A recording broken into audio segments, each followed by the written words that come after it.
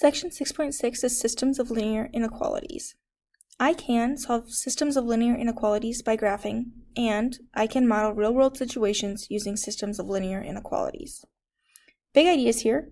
Solutions of a system of inequalities can be graphed in the coordinate plane. The graph of the solution of a system of linear inequalities is the region where the graphs of the individual inequalities overlap. So it has to work for both, just like our solutions of systems of equations. Again, it has to work for both. A system of linear inequalities is made up of two or more linear inequalities. A solution of a system of linear inequalities is an ordered pair that makes all the inequalities in the system true. We use a graph to represent the set of all solutions of a system of linear inequalities. In example 1 here, we have two linear inequalities, and they're set together in a system. So we're going to graph these both on the same number line. And only the solutions that work for both are going to be the solutions of our system. So my first line here is already in slope-intercept form. So -3 is my intercept. Remember, that's my y-intercept, and that's where I begin. My slope is 2, and I can write 2 as my rise over my run. I write it as 2 over 1. So I go up 2 over 1 to get my slope. If I look here, I'm also going to go down 2, back 1. It's like -1, 2 minus 1 still gives me a positive. If I look, it's going to be a dotted line here because it doesn't have the little line drawn in to tell me that it's equal to. So it's a dotted line. Still use your straight edge on these to get the best that you can. I'm just kind of winging it, but you guys should use your straight edge. Make it a dashed or dotted line. And from here, I want less than, which means lower. So I'm going to go down. I'm going to go below that line. Okay? So if I want to, I can even highlight that area. This is the part that works for my first inequality. My second inequality, I need to solve for y first, or I can use intercepts. Either way would work. To solve for y, I'm going to subtract 2x from each side and get y is greater than -2x plus 2. I'm going to start at 2. I'm going to go down 2 over 1 based off my slope. -2 over 1. Down 2 over 1.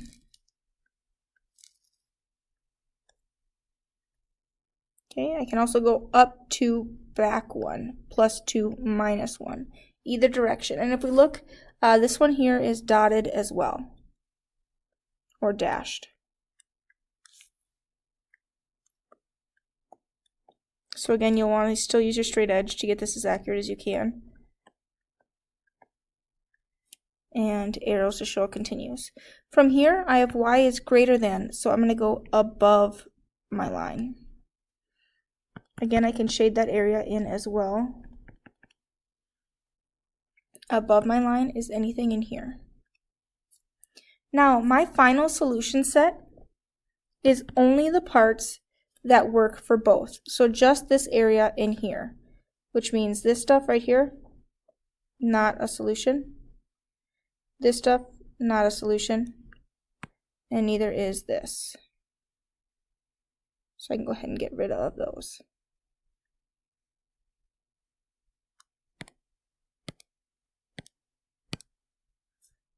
Okay, it's just going to be in this area.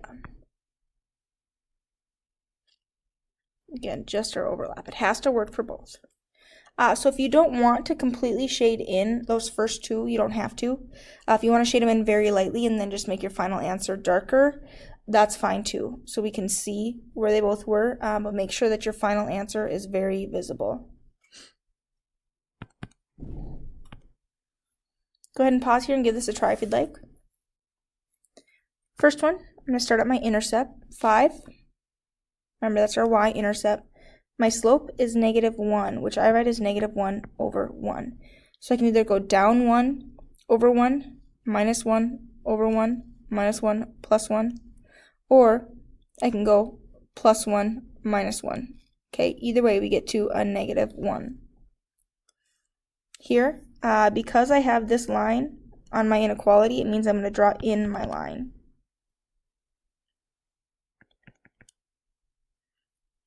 Here, I can connect my dots and extend that.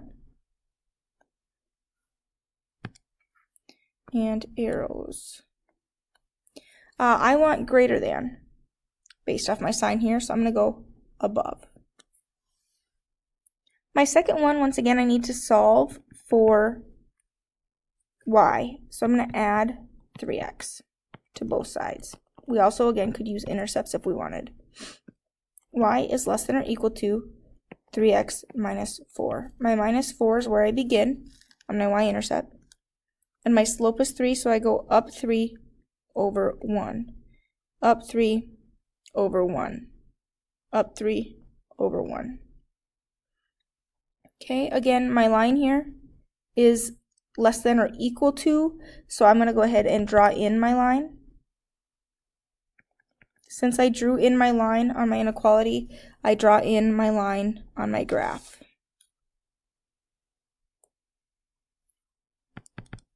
Arrows here. And this one is y is less than. So from this line, I'm going to go lower. Now we want above the blue line, so all of this, and less than the white line, so all of this. The area that works for both is right here.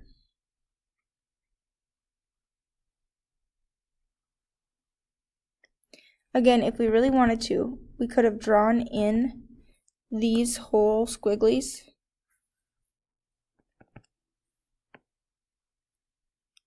and just shaded over bigger or erased these that weren't a part of both, so that our final answer is just the stuff that works for both, which is this part. And that extends in both directions as well. So it'll keep going up and keep going right.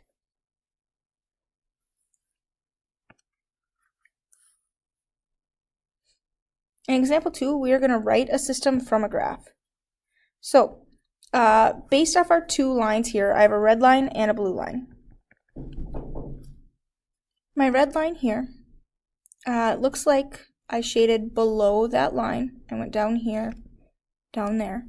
So y is less than below, and it's dotted, so I don't put the equal to there. My slope looks like I went down 1 over 2. Down 1 over 2. So negative 1/2 x, and my intercept is at 5. From my blue line,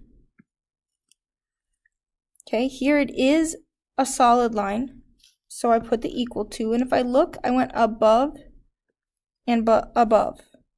And that works for this part right here, that's my overlap, and also for the part that only touches the blue line. Okay, this stuff over here doesn't go with the red, it goes with the blue. So we can tell that we went above from there. So greater than or equal to. My slope looks like I go up 1 over 1, up 1 over 1, up 1 over 1 every time. So 1 over 1 is just 1, and 1 times x is just x. So we could put 1x there if you wanted, but we don't need it. My intercept on my y-axis happens at negative 1, so minus 1. And there I have the equations for both lines. I put the little curly bracket there, the brace, to show that it is a system. Same idea here. We have a system of inequalities represented by this graph. And we know it's a system because there's two lines and the shading is just for both. So my red line, first of all, again, it's a dotted line here. So I know I can't put the little equal to, and I shaded below. I went lower, so it's going to be less than here. My intercept for both lines actually happens to be at 1, so plus 1. And my slope for the red line, I go down 1 over 2. Down 1 over 2. So minus 1 over 2 times x. My blue line, It's a solid line here. We drew in our line, which means it was equal to. And if we look, we went below our line, so we want less than. My slope here, my intercept again, like I said, is at positive 1. My slope, it looks like I go up 1 over 2. Up 1 over 2. So since it's a positive 1 and 2, it's a positive 1/2 x. Put our curly bracket to show that it's a system. Example 3 on page 402 says, you're planning what to do after school. You can spend at most 6 hours daily playing basketball and doing homework. You want to spend less than 2 hours playing basketball. You must spend at least an hour and a half on homework. What is the graph showing how you can spend your time? So, I'm going to have basketball be x and homework be y. Doesn't really matter here. I just went alphabetical. So it says the amount of time that we can spend after school is at most 6 hours. So we could spend less time or equal to 6, but we can't spend any more. And that time is spent on basketball and on homework. The next thing it tells us is we want to spend less than 2 hours playing basketball. X. And we want less than 2. It also says you must spend at least an hour and a half on homework. So 1.5, we could spend exactly that much on homework, or we can spend more. It says at least 1.5, which means that's the smallest amount. Now, we have our system here. We have 3 equations, so we're going to use all 3 here. This equation, I need x less than 2. Remember, we want all the points where x is 2. So here, here, here. Our x value is 2 there. Because we can't spend 2 hours, we want to spend less than that. We do a dotted line. Homework, we have to spend at least an hour and a half on. And it's a y line. So it's any point that has 1.5. And this is going to be a horizontal line.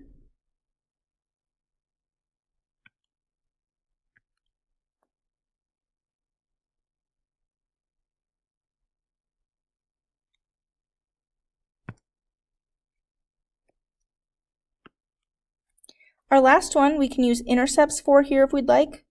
If I don't spend any time on homework and all my time on basketball, I'd have 6 hours. If I don't spend any time on basketball and all on homework, I'd have 6 hours. So here, my intercepts are at 6 and 6. I can connect these here. There we go. Now, we need to figure out where to shade. So, my y line, I want greater than. I'm going to go up from this line. My x line, I want less than. So I'm going to go left for there. And for my total amount of time, I need less than. So I'm going to go down from there. And if I look there, left of this line, down from my diagonal and up gives me just this area right here. And I know that I don't have a line telling me that I can't go negative, but let's think about what these mean. This is time. So x is time for basketball, and y is time spent on homework. So we know those can't be negative. Okay, this right here is our solution. And we will finish this up with the next video.